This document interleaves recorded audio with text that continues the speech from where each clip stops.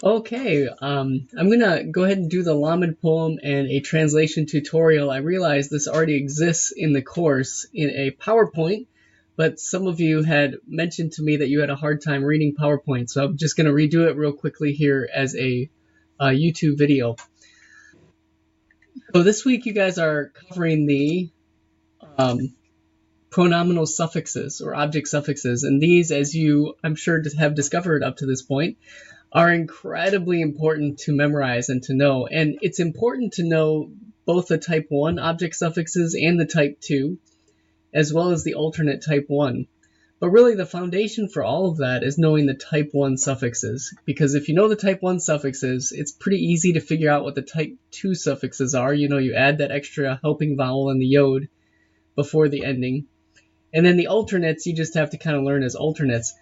Now, in order to learn the object suffixes or the pronominal suffixes, I think a helpful way of learning it is to attach the suffix to the preposition lamed, and then memorize it as kind of a chant, or I called it a poem here. Poem is probably a little bit of a generous word. It's more of a chant.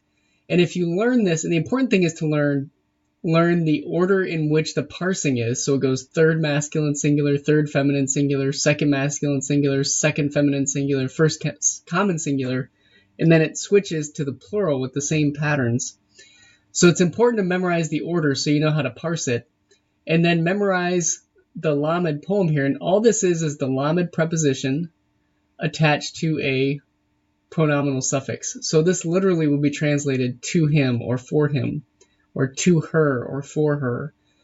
And so here's how you would memorize it. It goes lo, la, laka, lak, li, la, hem, la, hen, la, kem, la, ken, lanu.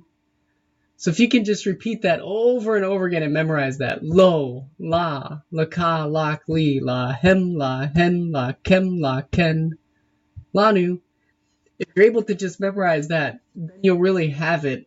You'll know the endings. Just take the lamed off, and you've got the pronominal suffixes, and then you should be able to figure out the type 2 suffixes from that, and then just memorize the alternate.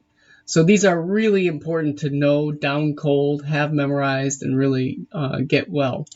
The other thing that the translation tutorial this week covered was from your workbook, exercise 9, translation section number 4. So I'll just read the Hebrew and translate it for you. This is Ata uvanecha va'ishtecha.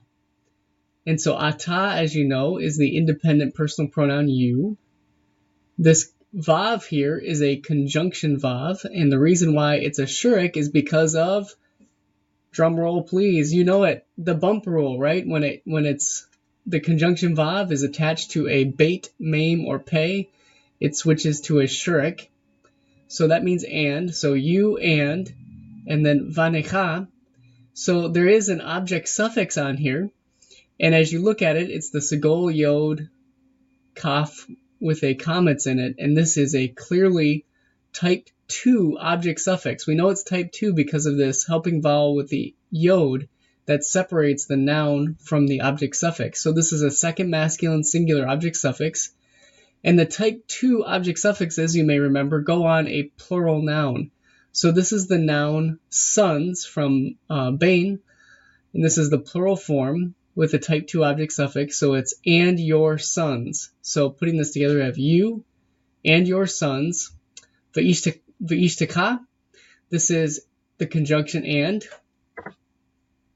then this is from isha, which is woman or wife, and it also has an object suffix on it. This is a type 1 second masculine singular object suffix, the ka, so it's your. And then this is from isha. You may remember in your book that isha normally ends in a hey, a comets hey.